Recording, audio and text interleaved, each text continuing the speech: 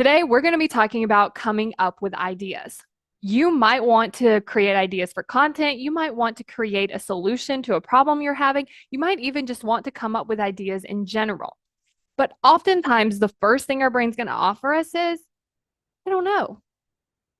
And what I want to encourage you to do is not accept that answer because oftentimes our brain can say, I don't know. And we're like, yep, we don't know. So hopefully something comes along. Instead of sitting with our brain and being like, okay, but what if you did know? What are some options? And like coming up with some things. You can even tell it, look, we might not know, but we're going to come up with like 10 bad ideas and then go from there.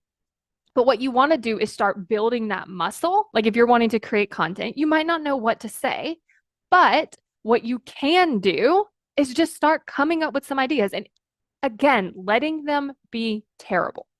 Because if your brain wants to get into this perfectionist mindset about it, it's going to keep you from writing anything down. But if you're like, okay, I'm going to write down 10 bad ideas, now we have something to work with because we can go through and some of those ideas might actually be good. And you're like, okay, I'm going to use those. Some of those ideas might just need a little tweak that's like, okay, this isn't that great, but if I change this or if I added this in, then that would be wonderful.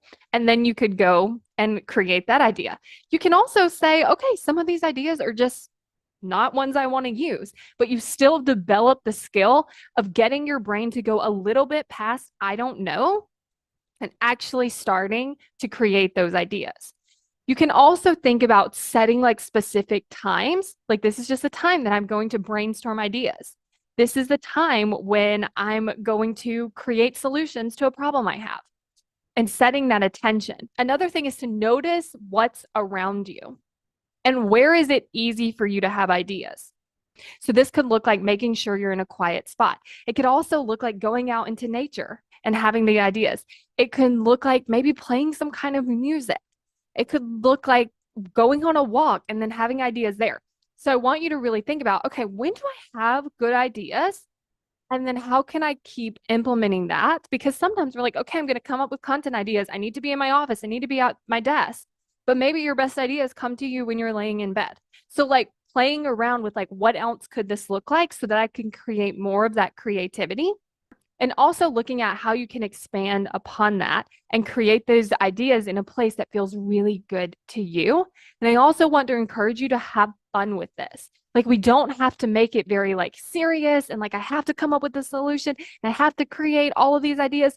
How can it just be fun and then create ideas from that place? Because chances are you will find that you will have more ideas.